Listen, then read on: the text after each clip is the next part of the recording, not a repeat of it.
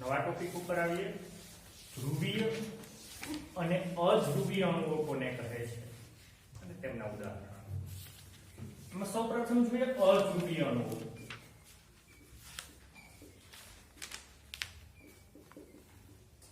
કે એવા અણુઓ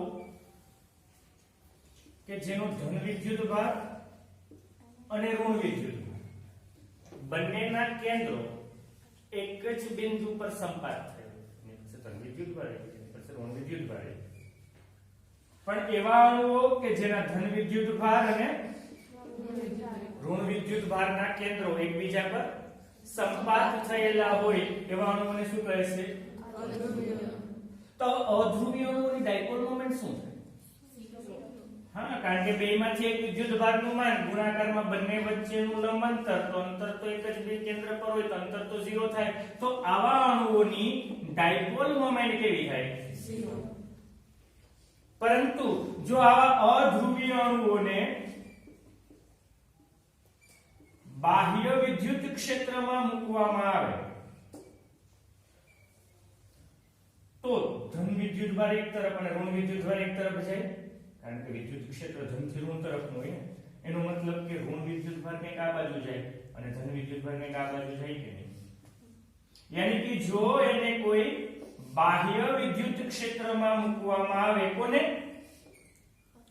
અધ્રુવીય અણુઓને, તો એનો ધન વિદ્યુત ભાર અને ઋણ વિદ્યુત ભાર અમુક અંતરે વયો જાય અને જો અમુક અંતરે જાય તો હવે એની કંઈક ડાયપોલ મોમેન્ટ ઉત્પન્ન થશે.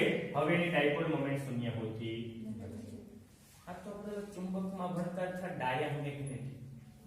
ડાયામેગ્નેટિક પદાર્થો છે એની ડાયપોલ મોમેન્ટ કેવી થતી? 0. શરૂઆતમાં ડાયપોલ મોમેન્ટ કેવી હતી? 0 ચુંબકીય ડાયપોલ મોમેન્ટ. પણ જો એને બાહ્ય ચુંબકીય ક્ષેત્રમાં મૂકવામાં આવે તો એમાં ડાયપોલ મોમેન્ટ ઉત્પન્ન થતી હતી. હા, કઈ રીતે થતી છે આપણે બધું ભણ્યા હતા. પણ એ જ રીતે અધ્રુવીય અણુઓ અને ચુંબકના ડાયામેગ્નેટિક બે હરખા જેવા છે. એની અધ્રુવીય અણુઓ એટલે એવા અણુઓ કે જેમના ધન વિદ્યુત ભાર અને ઋણ વિદ્યુત ભારના કેન્દ્ર ક્યાં હોય? એકબીજા પર સંપાત થયેલા. यानी कि प्रारंभમાં ડાયપોલ મોમેન્ટ કેવી હોય? 0. જો એને બાહ્ય વિદ્યુત ક્ષેત્રની અંદર ગોઠવવામાં આવે તો એની અંદર શું ઉત્પન્ન થાય? કંઈ ડાયપોલ મોમેન્ટ ઉત્પન્ન થાય છે. રેડી? હવે બીજું જો હા એના ઉદાહરણ બાકી છે. એક તો CH4. CH4 નો અણુ છે એ કયો છે? અધ્રુવીય અણુ છે. એ જ રીતે H2 નો અણુ છે કેવો છે? એ જ રીતે O2 નો અણુ છે અધ્રુવીય. CO2 નો અણુ કેવો છે? અધ્રુવીય અણુ. તો અધ્રુવીય અણુઓના ઉદાહરણ નીકાળી શકો છો. એ જ રીતે ધ્રુવીય અણુ.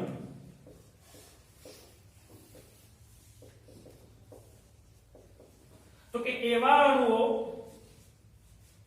કે જેમાં ધન વિદ્યુત ભાર અને ઋણ વિદ્યુત ભાર એકબીજા પર સંપાત થયેલા હોતા નથી. યાની કે ધન વિદ્યુત ભાર અને ઋણ વિદ્યુત ભાર વચ્ચે શું હોય? કઈ યાની કે અહીંયા ધ્રુવીય અણુઓને પોતાની પાસે શું હોય? કઈ ડાયપોલ મોમેન્ટ હોય છે. એવા અણુઓને ક્યાં અણુ કહે છે? ધ્રુવીય અણુ. અને એના ઉદાહરણની અંદર H2O યાની પાણીનું અણુ એ ધ્રુવીય અણુઓ છે. આ જ રીતે HCl એ HCl નો અણુ કેવો અણુ છે?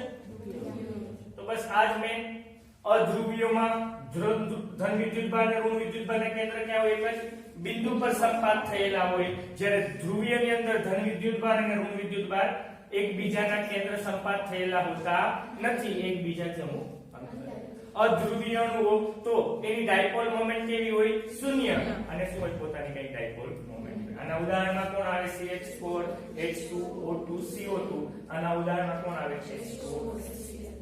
હવે જસ્ટ નોટ ડાઉન કરना.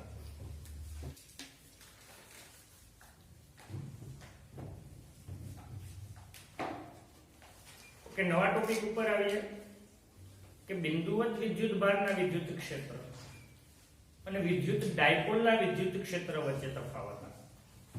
આપણે બિંદુવત વિદ્યુત ભારનું વિદ્યુત ક્ષેત્ર વિશે પણ ભણી ગયા.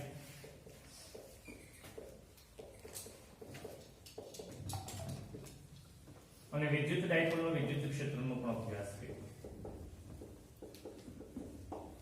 પેલું બિંદુવત વિદ્યુત ભારના વિદ્યુત ક્ષેત્ર એ ત્રિજ્યાવર્તી. જો ધન વિદ્યુત ભાર લેતા બિંદુવત તો વિદ્યુત ક્ષેત્ર બધા આ જ રીતે થતા ને.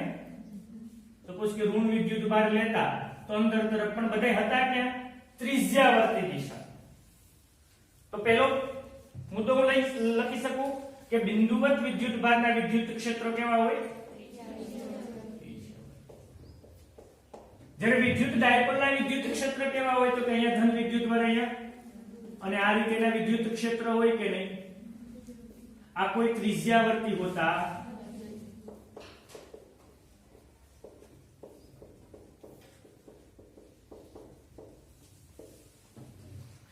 ઓકે, બિંદુવત વિદ્યુત ભારના વિદ્યુત ક્ષેત્રનું સૂત્ર શું થતું? kq/r².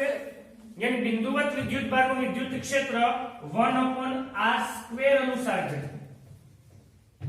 જ્યારે વિદ્યુત ડાયપોલમાં અક્ષ પર kp/2kp/r³ અને વિષુવવૃત્ત પર -kp/r³ યાની કે વિદ્યુત ડાયપોલનું વિદ્યુત ક્ષેત્ર 1/r³ અનુસાર ઘટે છે. વિદ્યુત ડાયપોલ બિંદુવત હોય તો દૂર જઈએ વિદ્યુત ક્ષેત્ર નહીં ઘટે, પણ 1/r² અનુસાર ઘટે. જ્યારે આ 1/r³ અનુસાર આ વ્યસ્તના વર્ગના નિયમને અનુસરે. આ વ્યસ્તના વર્ગના નિયમને અનુસરતું. ઓકે, ત્રીજું બિંદુવત વિદ્યુત ભારની વિદ્યુત ક્ષેત્ર રેખાઓ આમ તો એકબીજાને સમાંતર હોય. કેવી હોય? આ રીતે સમાંતર જાય ને. જ્યારે આની વિદ્યુત ક્ષેત્ર રેખાઓ કેવી? સમાંતર હોતી નથી.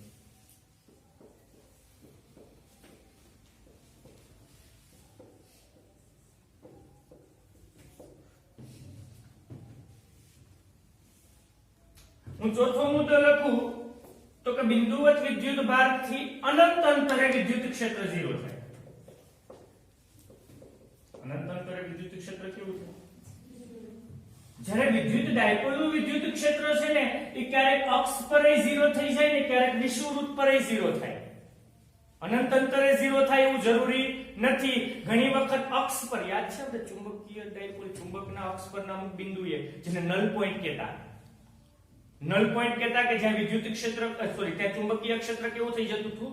0. તો અહીંયા અક્ષ પર કે વિષુવવૃત્ત પર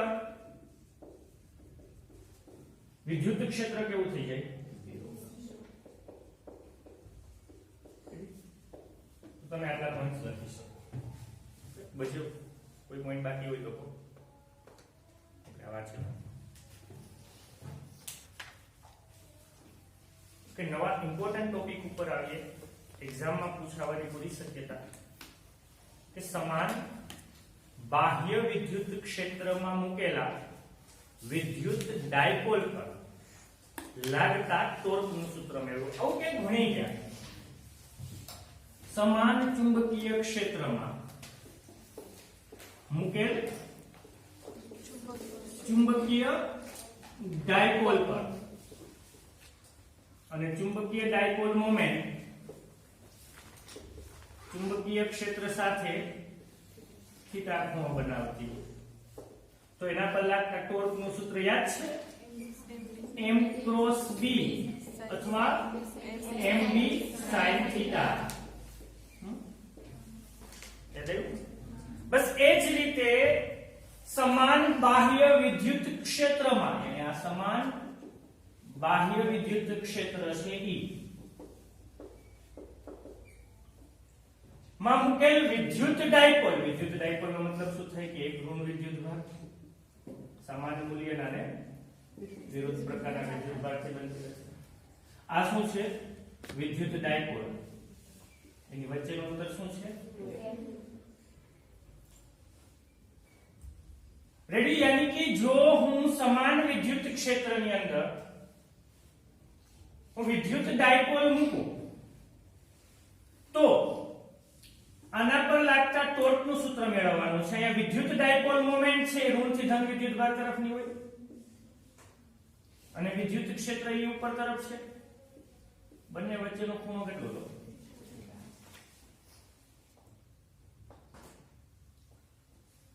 તો આકૃતિમાં દર્શાવ્યા પ્રમાણે સમાન બાહ્ય વિદ્યુત ક્ષેત્ર E માં એક વિદ્યુત ડાયપોલ કે જેની ડાયપોલ મોમેન્ટ કેટલી છે p જેટલી છે અને p શું થાય q શું થાય यानी कि p डायपोल मोमेंट ने विद्युत क्षेत्र સાથે θ ખૂણો બનાવે એ રીતે મૂકેલ છે તો અહીંયા વિદ્યુત ક્ષેત્રમાં ઋણ વિદ્યુત ભાર અને ધન વિદ્યુત ભાર હોય તો વિદ્યુત ક્ષેત્રની અંદર કોઈ વિદ્યુત ભાર મૂકે તેના ઉપર બળ લાગે यानी -q વિદ્યુત ભાર પર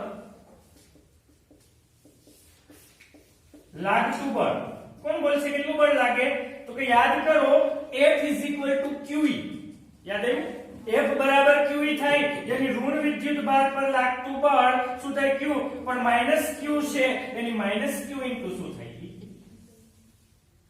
એ જ રીતે ધન વિદ્યુત ભાર પર +q વિદ્યુત ભાર પર લાગતું બળ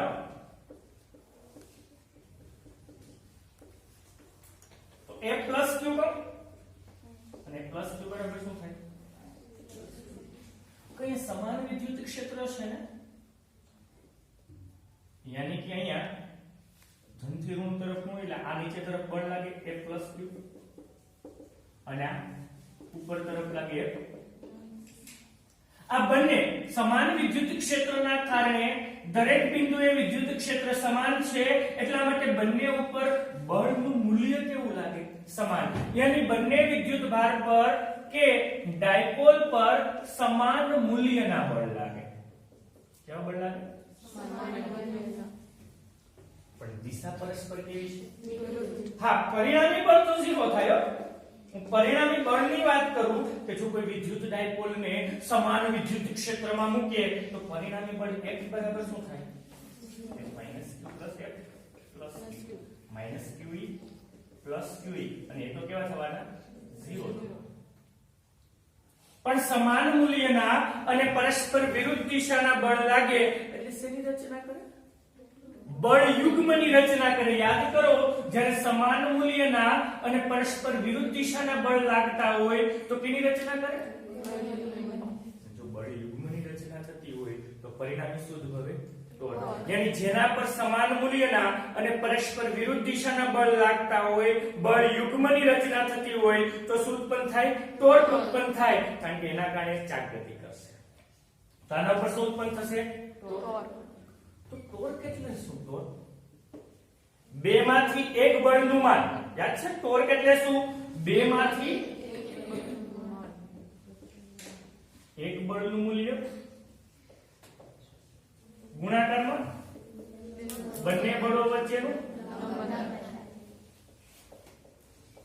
લંબ यानी હું આને બીજી રીતે દોરું આ રીતે દોરી શકું -q છે અને બંનેની કાર્યરેખા વચ્ચેનું લંબ અંતર એટલે આ અંતર મેળવવાનું છે સપોઝ કે ને કહો x તો x તમારે મેળવવાનું છે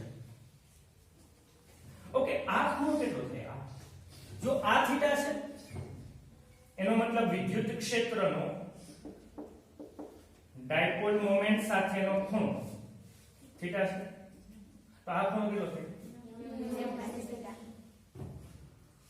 यानी कि તમારે x મેળવવું હોય તો cos લેવો પડે यानी cos 90 - θ બરાબર પાસેની બાજુના છેદમાં શું થાય ઓકે કર્ણ કેટલો p નો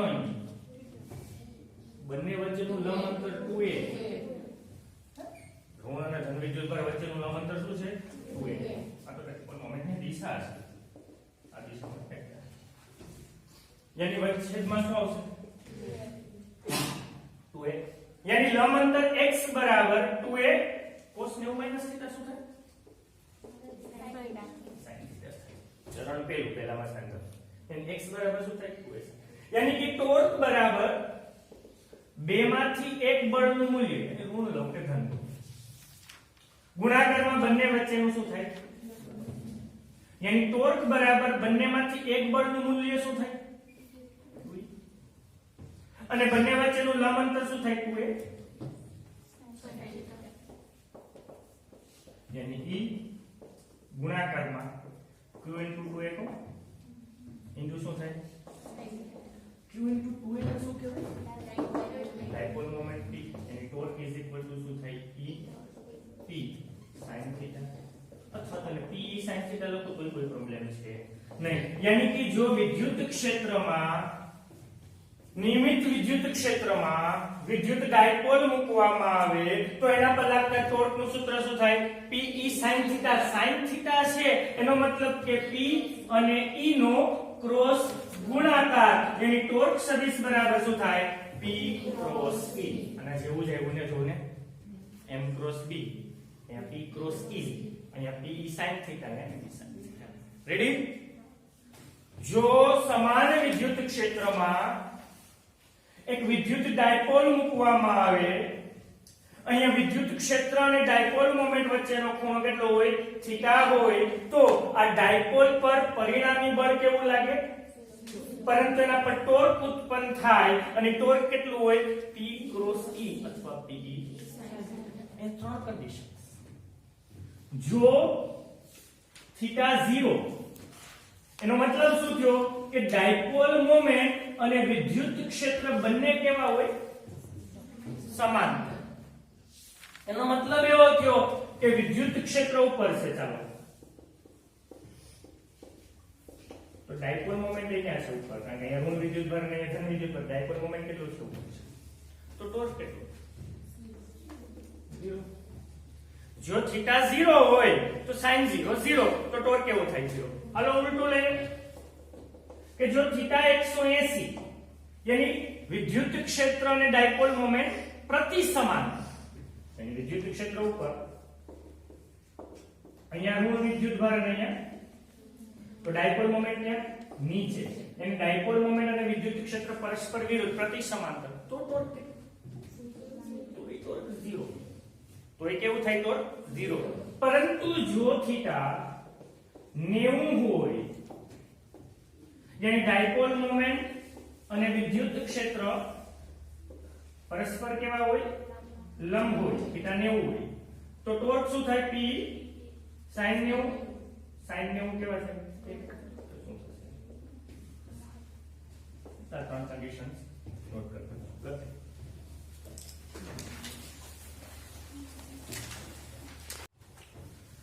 નવા ટોપિક ઉપર આવીએ કે જ્યારે ડાયપોલ ને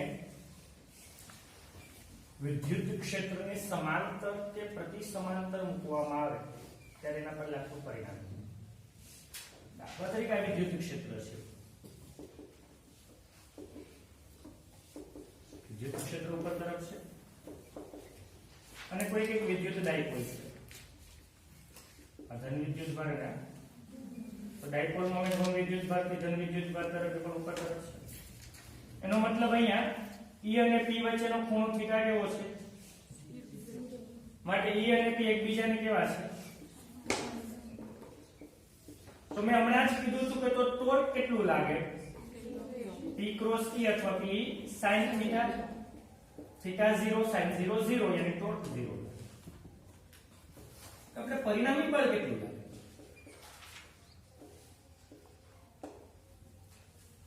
જો અહીંયા હકીકતની અંદર સમાન વિદ્યુત ક્ષેત્ર હું નથી લેતો પણ અહીંયા ધન વિદ્યુત ભાર છે અને ઋણ વિદ્યુત ભાર છે એની ઉપર જતા જાય ધન વિદ્યુત ભારથી તો વિદ્યુત ક્ષેત્ર ઘટતું છે यानी कि અહીંયા વિદ્યુત ક્ષેત્ર વધારે છે હું સમાન વિદ્યુત ક્ષેત્ર નથી લેતો પણ ખાલી વિદ્યુત ક્ષેત્ર લઉં સમાન નથી લેતો અસમાન હોઈ શકે यानी હું બીજી રીતે કન્ડિશન્સ વિચારું તો આ રીતે છે વિદ્યુત ક્ષેત્ર અને અહીંયા કોણ છે ઋણ વિદ્યુત ભાર છે અને અહીંયા કોણ છે ડાયપોલ મોમેન્ટ ઉપર છે તો ઋણ વિદ્યુત ભાર ઉપર બળ શું લાગે -QE यानी અહીંયા ધન છે ને તો આ બળ નીચે તરફ લાગશે કે નહીં સમજા કે નહીં અહીંયા ધન વિદ્યુત ભાર સમજવાનું તો આ ઋણ વિદ્યુત ભાર ઉપર ધન તરફ બળ લાગે આકર્ષણ બળ લગાડે તો આ F - Q હશે અને આના ઉપર ધન ઉપર તરફ બળ લાગે નહીં કારણ કે ધન શું કરે અપાકર્ષણ તો ઉપર તરફ શું લાગે F પ્લસ यानी પરિણામી બળ F સદિશ F - Q માઈનસ શું થાય F પ્લસ કારણ કે માઇનસ ક્યુ નીચે લાગે એ પ્લસ ક્યુ ઉપર લાગે તો પરસ્પર વિરુદ્ધ થાય તો તફાવત થાય. આમાં મોટું કોણ હોય? માઇનસ ક્યુ. કારણ કે અહીંયા વિદ્યુત ક્ષેત્ર વધારે છે ને અને અહીંયા વિદ્યુત ક્ષેત્ર ઓછું. જ્યાં વિદ્યુત ક્ષેત્ર રેખાઓ ગીચો ગીચ વિદ્યુત ક્ષેત્ર પ્રબળ ને અને વિદ્યુત ક્ષેત્ર પ્રબળ છે F માઇનસ ક્યુ કેવું છે? વધારે છે ને F પ્લસ એનો મતલબ કે ઋણ વિદ્યુત ભાર પર વધારે બળ લગાડે છે અને નીચે તરફ યાની કે અહીંયા ડાયપોલ ક્યાં તરફ જશે? પ્રબળ વિદ્યુત ક્ષેત્ર તરફ જશે. ક્યાં જશે? આવું ભણ્યા થાય યાદ હોય તો ચુંબકીય ડાયપોલ ને અનિયમિત ચુંબકીય ક્ષેત્રમાં મૂકીએ તો ક્યાં જાય? યાદ છે? એવું ભણ્યા થાય. ઓકે, હવે પ્રતિ સમાંતર મૂકીએ. પ્રતિ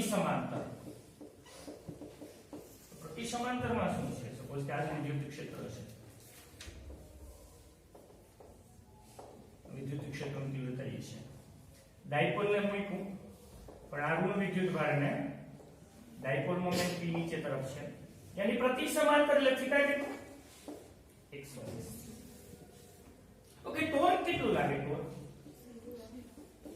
0. e sin θ sin 180 0. પણ પરિણામી બળ કેટલું લાગે? પરિણામી બળ તો કે અહીંયા ધન વિદ્યુત ભાર છે તો ઈ ધન વિદ્યુત ભાર આના ઉપર કેવું બળ લગાડે? અપાકર્ષણ. તો F પ્લસ ક્યુ ક્યાં લાગવાના? ઉપર. અને આના ઉપર ઋણ વિદ્યુત ભાર નીચે તરફ એટલે F માઈનસ ક્યુ ક્યાં લાગવાના? યાની પરિણામી બળ F પ્લસ ક્યુ માઈનસ શું થાય? F minus. કોણ વધારે હોય? પ્લસ ક્યુ. કોણ વધારે હોય? પ્લસ ક્યુ. પ્લસ ક્યુ છે એ વધારે વિદ્યુત ક્ષેત્રમાં છે યાની F પ્લસ ક્યુ એ F માઈનસ ક્યુ કરતા કેવા છે? વધારે. એનો મતલબ કે પ્લસ ક્યુ પર વધારે બળ લાગે તો આ ડાયપોલ જાય ક્યાં? નીચે આવે કે ઉપર છે? અપાકર્ષણ લાગે. પ્લસ ક્યુ ઉપર લાગે. જો ને F પ્લસ ક્યુ લાગ્યા ઉપર તેની ક્યાં જશે? ઉપર. અને ઉપર ક્યુ છે? નિર્બળ વિદ્યુત ક્ષેત્ર છે એની કોના તરફ જશે? નિર્બળ. તો આ ઇમ્પોર્ટન્ટ છે MCQ માટે. જો વિદ્યુત ડાયપોલ ને વિદ્યુત ક્ષેત્રમાં સમાંતર કે પ્રતિ સમાંતર મૂકો ટોર્ક તો 0 જ લાગે. પરંતુ જે સમાંતર જો હજી ઘણાને કન્સેપ્ટ નથી ક્લિયર. જો હું સમાંતર મૂકું, સમાંતરનો મતલબ શું થયો? ઋણ નીચે અને ધન ઉપર તો જ સમાંતર થાય. એનો મતલબ ઋણ પર ક્યુ બળ લાગે? નીચે તરફ લાગે માઈનસ ક્યુ. ધન પર ક્યાં લાગે? ઉપર તરફ લાગે પ્લસ ક્યુ. એની તફાવત જ થવાનો. પણ વધારે કોણ? તો કે જ્યાં વધારે વિદ્યુત ક્ષેત્ર એની F માઈનસ ક્યુ વધારે. F માઈનસ ક્યુ છે કે આખી ડાયપોલ ક્યાં જશે? નીચે તરફ પ્રબળ વિદ્યુત ક્ષેત્ર છે. જો પ્રતિ સમાંતર મૂકીએ તો માઈનસ ક્યુ પર અને પ્લસ ક્યુ નીચે થાય તો જ પ્રતિ સમાંતર થાય. ઓકે, હવે પ્લસ ક્યુ પર F પ્લસ ક્યુ ક્યાં લાગવાના? ઉપર. F માઈનસ ક્યુ ક્યાં લાગવાના? વધારે કોણ હોવાના? અને પ્લસ ક્યુ લાગે ક્યાં? તો ઉપર તરફ જાય ને ઉપર ક્યુ ક્ષેત્ર છે.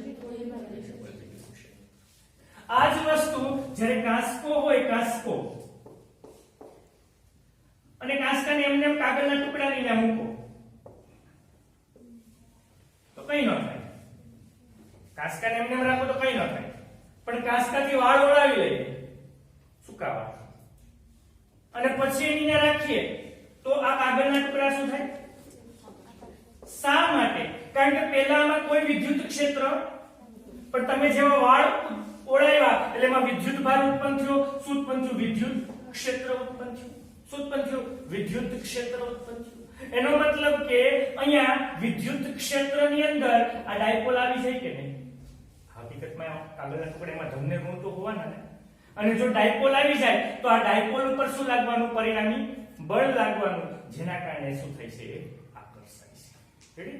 તો આગળ ધ્યાન જોવા નોટ ડાઉન કરતા.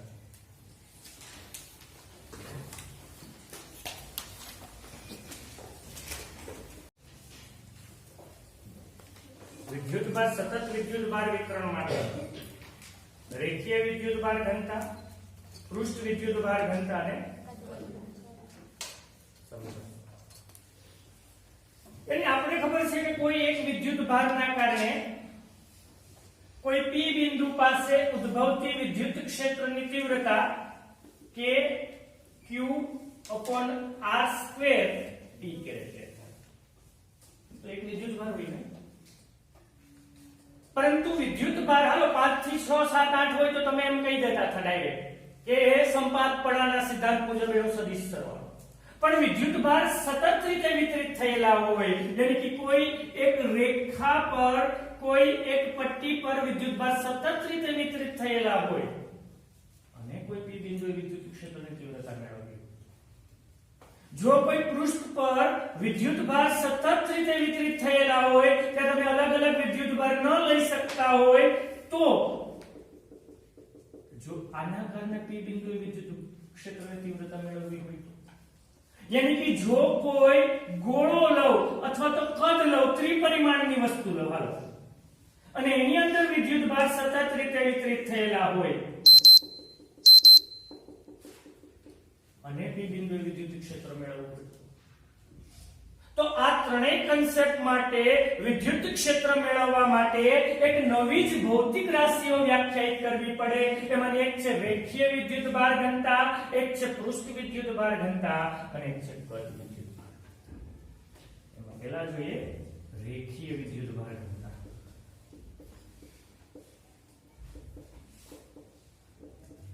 यानी कि जो विद्युत भार कोई रेखा पर कोई पट्टी पर કોઈ પાતળી પટ્ટી પર વિતરિત થયેલા હોય સતત રીતે, જો એના પરનો કુલ વિદ્યુત ભાર Q હોય અને એની લંબાઈ L હોય તો રેખીય વિદ્યુત ભાર ઘનતા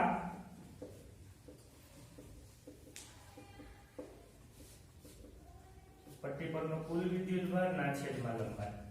એની વ્યાખ્યા આપવી હોય કે એકમ લંબાઈ દીઠ કુલ વિદ્યુત ભારને શું કહેવાય? રેખીય વિદ્યુત ભાર ઘનતા, જેને લેમ્બડા વડે દર્શાવાય. લેમ્બડા બરાબર શું થાય? Q upon A. ઓકે, એકમ શું થાય? એકમ ઓકે, પારિમાણિક સૂત્ર શું થાય? L - 1 T1 A1. यानी હું હવે સપોઝ કે P બિંદુએ આમાંનો સૂક્ષ્મ વિદ્યુત ભાર, આ બધાનો ઉપયોગ આવશે, આ પટ્ટી પરનો સૂક્ષ્મ વિદ્યુત ભાર હું dq કહું અને dq જો સૂક્ષ્મ વિદ્યુત ભારના કારણે P બિંદુએ વિદ્યુત ક્ષેત્ર મેળવવું હોય તો આ સૂક્ષ્મ વિદ્યુત ભાર માટે પણ રેખીય વિદ્યુત ભાર ઘનતા તો કેવી હોય? લેમ્બડા જ હોય. તો લેમ્બડા બરાબર શું થાય? dq ના છેદમાં dl. કારણ કે સૂક્ષ્મ લંબાઈ શું લેવામાં આવે? અહીં લેમ્બડા બરાબર q upon l કહું કે સૂક્ષ્મ વિદ્યુત ભાર માટે dq upon dl કહું તો ભી સાચું છે. આનો યુઝ આવવાનો છે આગળની થિયરીની અંદર.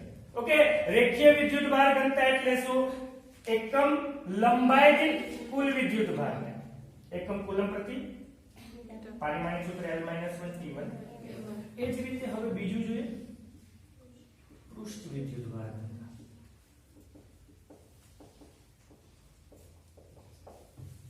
यानी કોઈ એક પૃષ્ઠ લો અને પૃષ્ઠ પર વિદ્યુત ભાર કઈ રીતે સતત રીતે વિતરિત થયેલો છે. એ પૃષ્ઠનું આડછેદનું ક્ષેત્રફળ કેટલું છે અને એના પર કુલ વિદ્યુત ભાર કેટલો છે? તો પૃષ્ઠ વિદ્યુત ભાર ઘનતા સિગ્મા બરાબર Q upon A. यानी એકમ આડછેદ દીઠ પૃષ્ઠમાં એકમ આડછેદ દીઠ રહેલા કુલ વિદ્યુત ભારને એકમ આડછેદ દીઠ કુલ વિદ્યુત ભારને શું કહેવાય? પૃષ્ઠ વિદ્યુત ભાર ઘનતા. એનો એકમ શું થાય? કુલમ પ્રતિ પારિમાણિક સૂત્ર L - 2 T1. સપોઝ કે એનો સૂક્ષ્મ નાનો ભાગ લઉં, સૂક્ષ્મ ભાગ લઉં dA જેટલો અને એ સૂક્ષ્મ ભાગની અંદર વિદ્યુત ભાર છે dq જેટલો. તો એ સૂક્ષ્મ ભાગ માટે પણ પૃષ્ઠ વિદ્યુત ભાર ઘનતા શું થાય? સિગ્મા. અને ત્યારે સિગ્મા બરાબર શું થાય?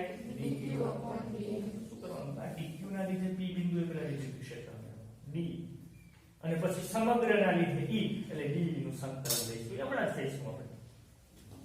અને ત્રીજી વ્યાખ્યા શું છે? કદ વિદ્યુત ભાર ઘનતા. यानी कि जो कोई त्रिपरिमाणની વસ્તુનો ગોળો,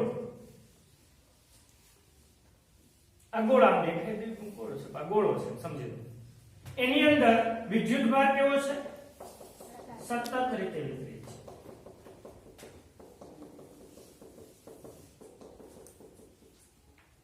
એનું કદ કેટલું છે v જોડો એટલે કુલ કદ v અને એના પર કેટલો વિદ્યુતભાર છે તો કદ વિદ્યુતભાર ઘનતા ρ બરાબર એકમ કદ દીઠ ગોળા પર રહેલો કુલ વિદ્યુતભાર એને શું કહેવાય કદ વિદ્યુતભાર ઘનતા ρ બરાબર શું થાય q v એકમ શું થાય કુલમ પ્રતિ પારિમાણિક સૂત્ર L - G T1 સપોઝ કે એનો એક સૂક્ષ્મ ખંડ લઉં સૂક્ષ્મ ભાગ લઉં જેનું કદ શું છે dv અને એના ઉપર સૂક્ષ્મ વિદ્યુતભાર કેટલો છે dq તો એ કદ વિદ્યુતભાર ઘનતા તો એની ρ જ થાય તો ρ બરાબર શું થાય રેડી જે સિમ્પલ છે આની વસ્તુ નોંધ કરના આનો ઉપયોગ આપણે આગળની થિયરીમાં કરવાનો છે